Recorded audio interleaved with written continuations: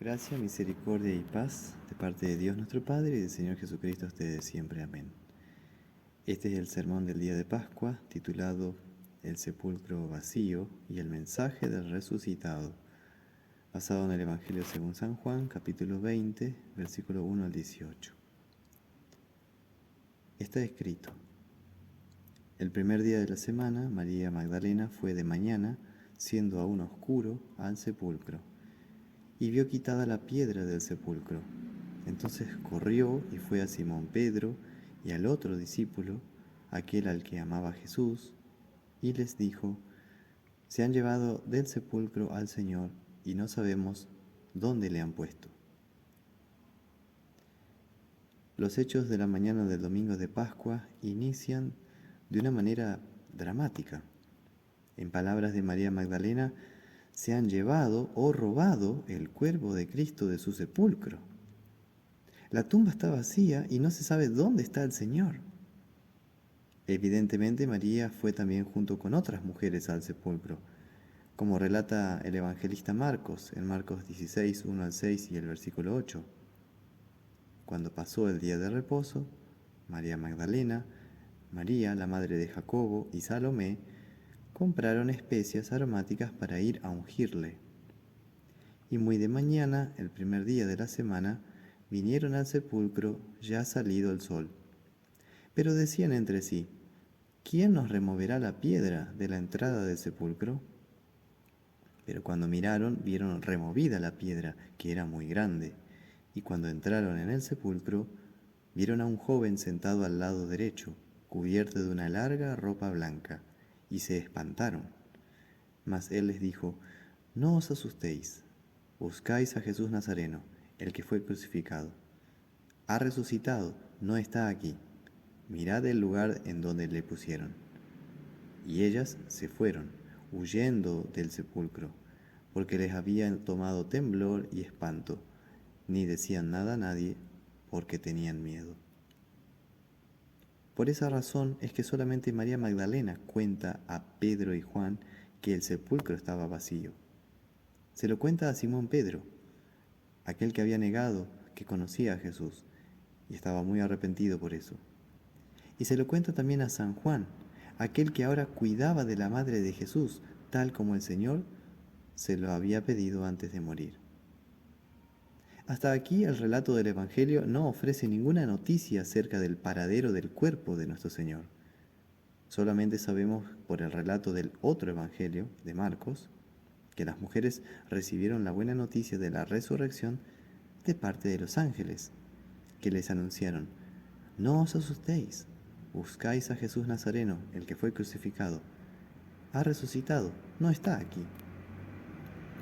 Los ángeles, como mensajeros de Dios, comunican la buena noticia. Pero ellas, por temor, no la cuentan, no hablan, quedan mudas. El relato de la resurrección, incluso contado por los ángeles, les parece increíble de escuchar y de creer. Pero así sucede igualmente hoy. A la gente se le hace imposible creer en la resurrección. Es un hecho cierto, pero lo que sucede es que la resurrección de Cristo y también la resurrección de los muertos es un artículo principal de la fe cristiana. La resurrección de Cristo es la piedra angular de nuestra fe cristiana. Porque si Cristo no resucitó de los muertos, ¿qué estamos haciendo aquí celebrando Pascua? Porque hoy estamos celebrando la Pascua de Resurrección. Tan importante es este artículo de nuestra fe que San Pablo se anima a decir en 1 Corintios 15, versículos 16 y 17: si los muertos no resucitan, tampoco Cristo resucitó. Y si Cristo no resucitó, vana es vuestra fe, aún estáis en vuestros pecados. Dice esto para indicarnos que la resurrección de Cristo está inseparablemente unida a su pasión y muerte. Su muerte en la cruz fue el castigo por nuestros pecados con Dios. Su resurrección, en cambio, fue la confirmación de parte de Dios a nosotros de que Él ha aceptado el sacrificio de Cristo en nuestro lugar. y que nos perdona todos nuestros pecados.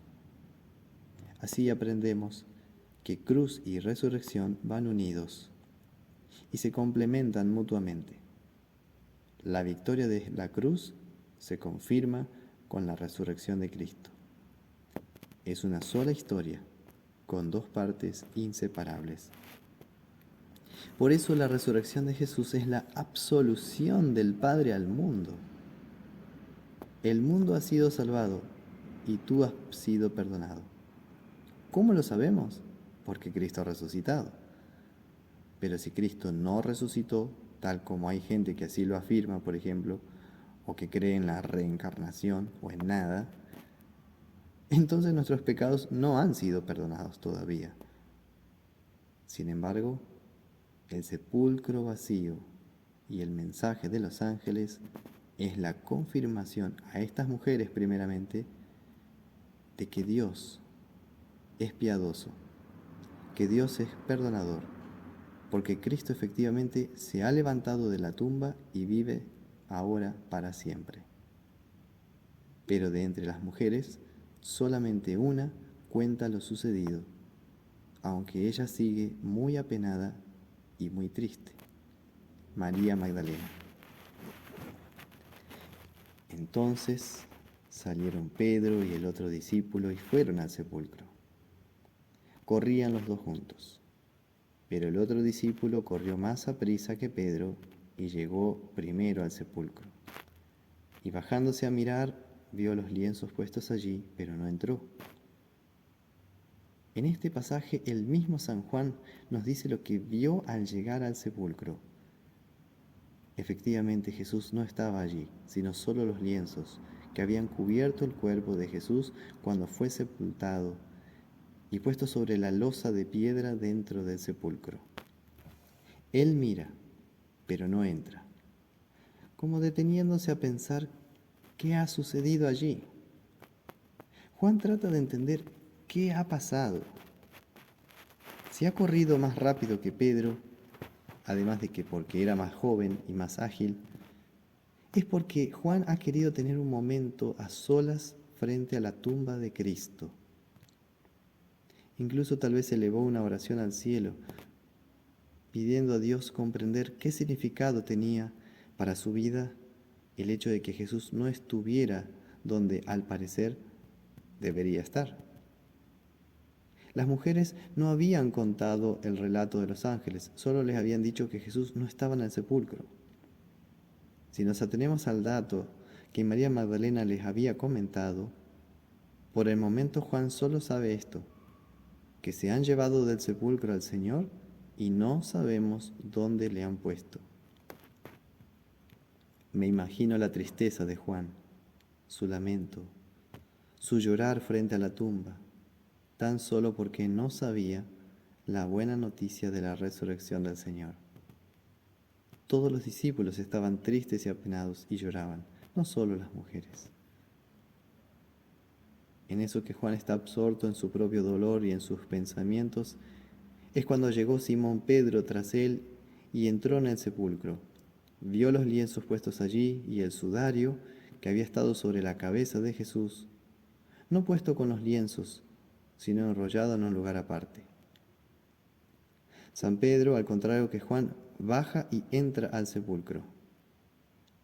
Evidentemente las mujeres no habían entrado, pues los ángeles habían hablado con ellas y ellas se fueron con miedo. Así que Pedro es el primero que entró en el sepulcro. De alguna manera, San Juan quiso darle la preeminencia a Pedro en esta historia. Pedro significa piedra, y él fue el primero que pisa con sus pies la roca del sepulcro de Cristo.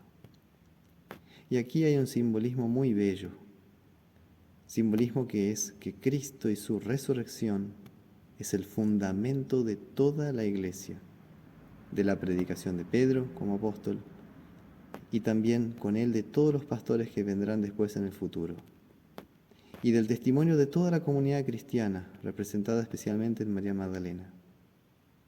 Todos pisamos y nos afirmamos en esta roca, en la resurrección de Cristo. Así que San Juan nos enseña a mirar a Pedro como un pastor de Cristo genuino, porque tiene sus pies puestos sobre la tumba vacía, símbolo de la resurrección de Cristo. Y también porque mira al sudario que había estado sobre la cabeza de Jesús, el cual ciertamente tenía la imagen y las marcas del rostro del crucificado. Como ven, hermanos, San Juan en esta escena nos enseña a ver la tumba vacía con la mirada de la fe, que ve en esto a Cristo resucitado como la piedra angular de la iglesia, y que ve también a Cristo resucitado como la base para la predicación cristiana de parte de los apóstoles y pastores, y como base también del testimonio de todos los cristianos, de toda la iglesia, a un mundo que no cree en la resurrección. Nuestro testimonio no puede ser mudo o indiferente, sino que debe ser claro y a todos. Cristo vive, ha resucitado, se ha levantado verdaderamente de los muertos. La mañana de la Pascua es la alegría para la humanidad, es la buena noticia para el mundo. Y la iglesia toda, pastores y laicos unidos en esto, son testigos de la resurrección de Cristo para todas las naciones. También cuenta San Juan que el sudario que había estado sobre la cabeza de Jesús no estaba puesto con los lienzos, sino enrollado en un lugar aparte. La historia de la iglesia dice que este sudario todavía existe y está en la ciudad de Turín, al norte de Italia. Mide unos 4 metros de largo y cubrió el cuerpo de Cristo por debajo y por encima de él, quedando marcado en él mismo los padecimientos de Cristo en la cruz, sus heridas en el cuerpo, su sangre y su rostro. Este lienzo de lino, como era largo, por eso fue enrollado. ¿Pero por quién? Seguramente los ángeles lo hicieron y lo dejaron ahí como señal visible y como testimonio visible de que el Cristo crucificado es el mismo que ha resucitado. Pero hoy día el verdadero sudario de la iglesia no es el sudario de Turín, sino otra señal visible mucho más efectiva y poderosa, la señal de la Santa Cena, el sacramento del altar, porque ahí sí, realmente, recibimos como iglesia el cuerpo y la sangre de Cristo con el pan y el vino para perdón de nuestros pecados y vida eterna. Es la Santa Cena, la palabra de Dios viva y visible. Es Cristo mismo, no un simple recuerdo o un simple símbolo de su muerte, como enseñan, por ejemplo, los sacramentarios, los calvinistas y los bautistas. No. De alguna manera el sudario de Jesús nos indica su sacrificio de amor en la cruz, que quedó marcado en la tela del sudario. Pero la Santa Cena es más efectiva y más consoladora para nuestra fe que un pedazo de tela, porque el sudario es un símbolo de su pasión y muerte, pero la Santa Cena es realmente el beneficio de su pasión y muerte, el perdón de los pecados.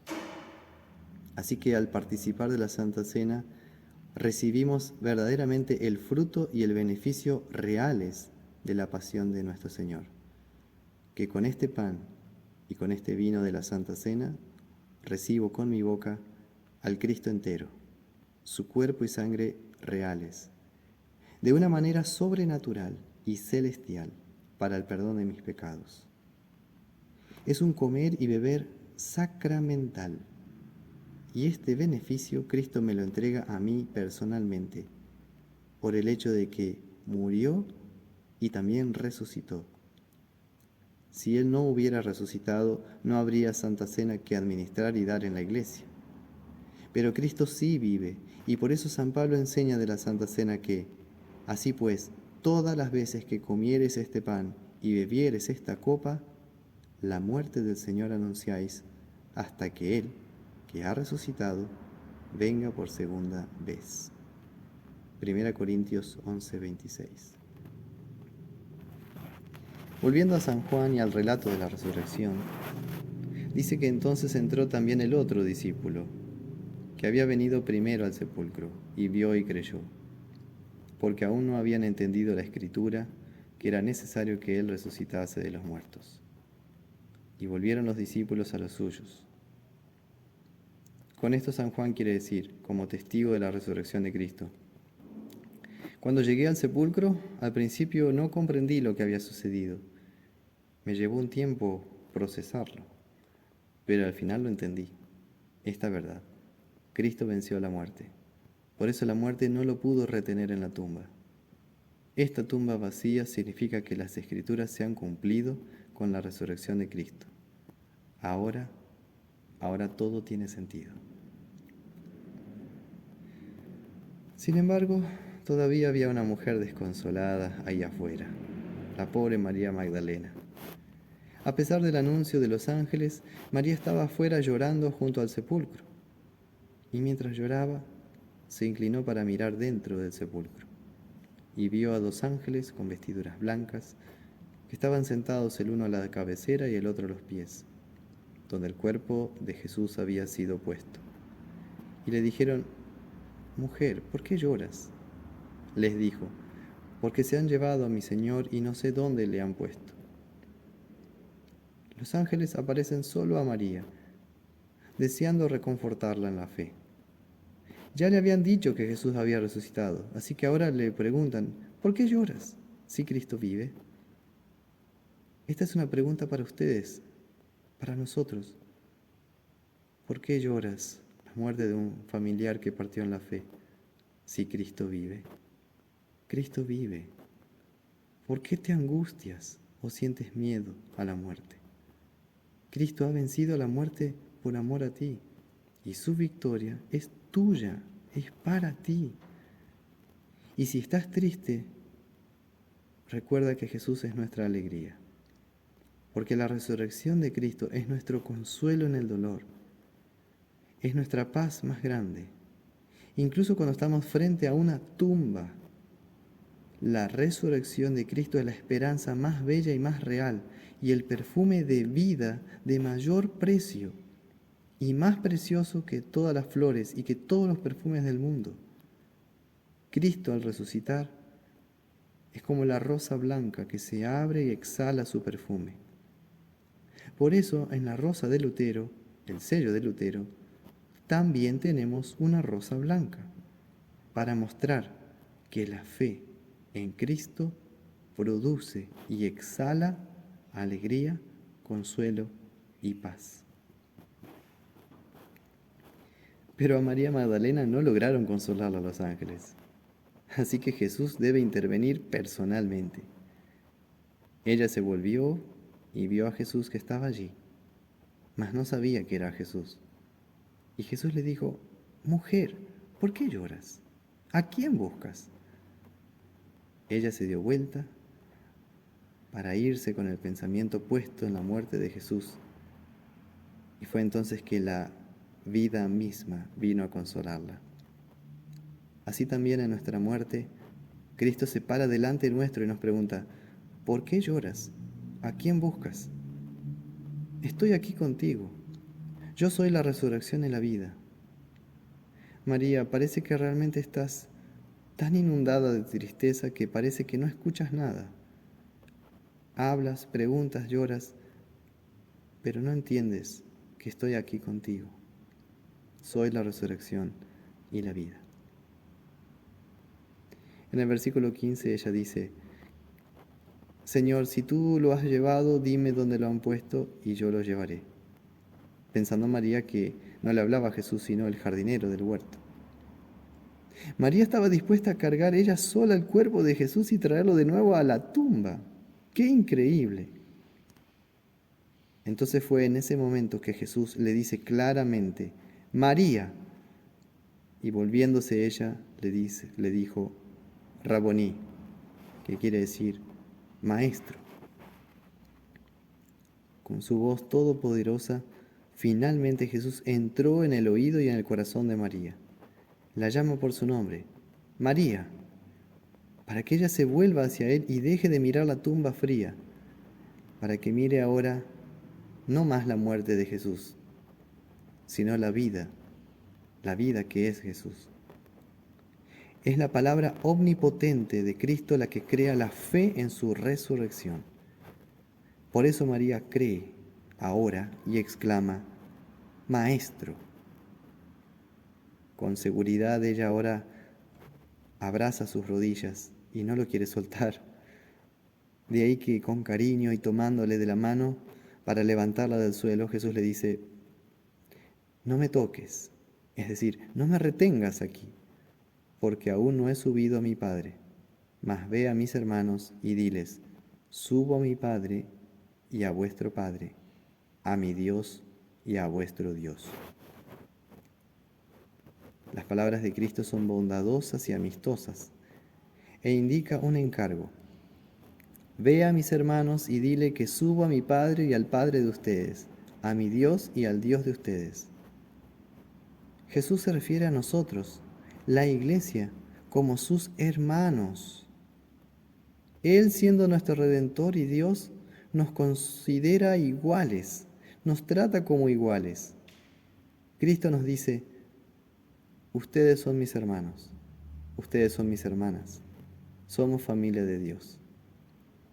Así que, querida Iglesia, nosotros somos, entre nosotros, también hermanos, hermanos de aquel que ya no está en el sepulcro y que ya no está sujeto a la muerte y al pecado, sino que es el Redentor en persona, que arrojó a la muerte a sus pies y condenó al pecado.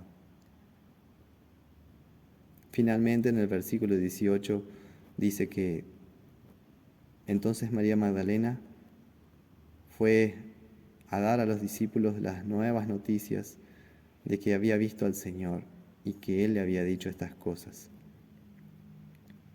Ella fue y contó a una iglesia cargada de tristeza este mensaje: Cristo vive.